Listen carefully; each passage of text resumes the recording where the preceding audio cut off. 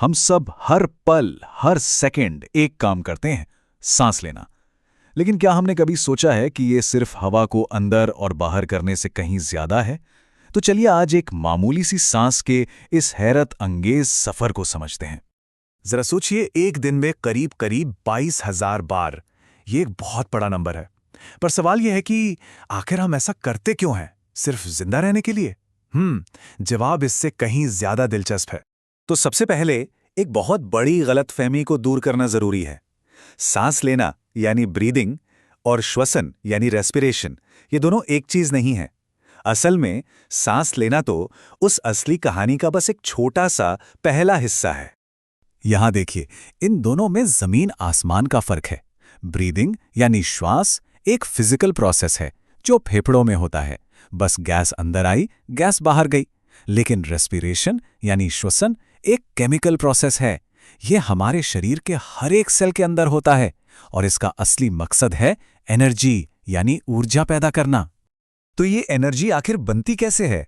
हमारे सेल्स उस खाने से पावर कैसे बनाते हैं जो हम खाते हैं? असल में देखा जाए तो एनर्जी बनाने के दो मेन रास्ते हैं और हमारे सेल्स भी कमाल के हैं। जरूरत पड़ने पर दोनों रास्तों का इस्तेमाल कर लेते हैं। तो श्वसन की सीधी सादी परिभाषा ये वो प्रोसेस है जिसमें खाना यानी ग्लूकोज टूटकर एनर्जी रिलीज करता है। स्क्रीन पर देखिए, ये है वो जादुई इक्वेशन।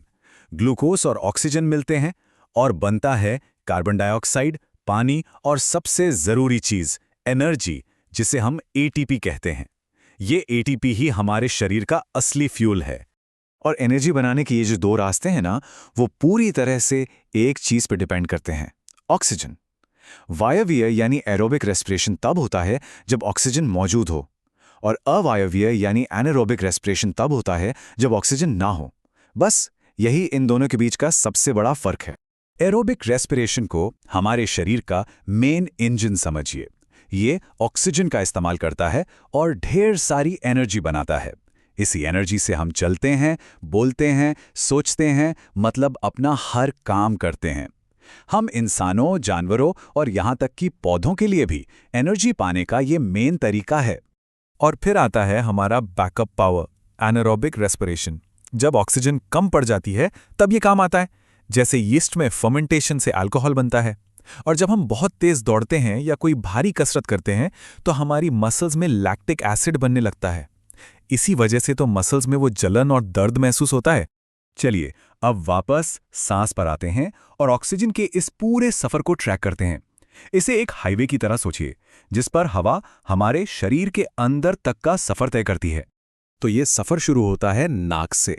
यहां से हवा श्वास नली यानी ट्रेकिया से नीचे जाती है, फिर ब्रोंकाई में बनकर आखिरकार अपनी मंजिल यानी फेफड़ों तक पहुंच जाती है। जब हम सांस अंदर लेते हैं तो हमारा डायाफ्राम सिकुड़कर नीचे की ओर जाता है। इससे हमारी चेस्ट कैविटी यानी छाती में जगह बढ़ जाती है। अब इस खाली जगह को भरने के लिए हवा तेजी से फेफड़ों में दौड़ पड़ती है। कितना सिंपल और शानदार मैकेनिज्म है ना? और सांस छोड़ते समय ठीक इसका उल्टा होता है। डायफ्राम रिलैक्स होकर वापस ऊपर जाता है, छाती सिकुड़ती है और फेफड़ों पर दबाव पड़ता है, जिससे हवा अपने आप बाहर निकल जाती है। अब हम आ पहुंचे हैं इस सफर के सबसे अहम मोड़ पर। ये वो जगह है जहां बाहर की दुनिया की हवा हमारे शरीर के अंदरूनी सिस्टम से मिलती है। इसे कहते हैं द ग्रेट गैस एक्सचेंज। और ये सारा का सारा जादू होता है फेफड़ों के अंदर मौजूद लाखों करोड़ों छोटी छोटी हवा की थैलियों में, जिन्हें हम एल्वियोली कहते हैं। ये बहुत ही छोटे होते हैं पर इनका काम बहुत बड़ा है। इन्हीं एल्वियोली में हवा से आई फ्रेश ऑक्सीजन कूदकर खून में चली जाती है और खून में जो वेस्ट गैस है यानी कार्बन डाइऑक्साइड, वो वापस फेफड़ों में आ जाती है ताकि हम उसे सांस छोड़कर बाहर निकाल सकें। ये एक टू वे ट्रैफिक की तरह है जो बिना रुके लगातार चलता रहता है। पर ये ऑक्सीजन खून में ट्रैवल कैसे करती है? यहां पर एंट्री होती है हमारे हीरो हीमोग्लोबिन की। ये हमारे रेड ब्लड सेल्स में मौजूद एक प्रोटीन है जो एक टैक्सी की तरह ऑक्सीजन को पकड़ता है और शरीर के कोने कोने तक हर एक सेल तक पहुंचाता है। और इस पूरी जर्नी का, इस पूरे सिस्टम का आखिरी मकसद क्या है? हमारे शरीर की हर एक जिंदा कोशिका को पावर देना। सांस लेने से लेकर गैस एक्सचेंज तक ये सब कुछ सिर्फ इसलिए होता है ताकि हमारे सेल्स को एनर्जी बनाने के लिए जरूरी ऑक्सीजन मिल सके। और सेल के अंदर भी एक खास जगह है जहां ये एनर्जी बनती है, माइटोकॉन्ड्रिया। स्कूल की किताबों में तो पढ़ा ही होगा। इसे सेल का पावर हाउस भी कहते हैं, क्योंकि असली एनर्जी यानी एटीपी यहीं पर बनती है। वैसे ये सोचना कि रेस्पिरेशन सिर्फ जानवर करते हैं बिल्कुल गलत होगा। पौधे भी रेस्पिरेशन करते हैं। वो अपनी पत्तियों, तनों और यहां तक कि जड़ों से भी सांस लेते हैं। और सबसे मजेदार बात, वो हमारी ही तरह दिन और रात 2400 घंटे रेस्पिरेशन करते हैं। तो अगली बार जब एक गहरी सांस लें तो याद रखिएगा कि ये सिर्फ हवा नहीं है, ये हमारे शरीर में मौजूद खरबों छोटे छोटे इंजनों का फ्यूल है। सवाल बस ये है कि आज हम सब इस एनर्जी से क्या करने वाले हैं।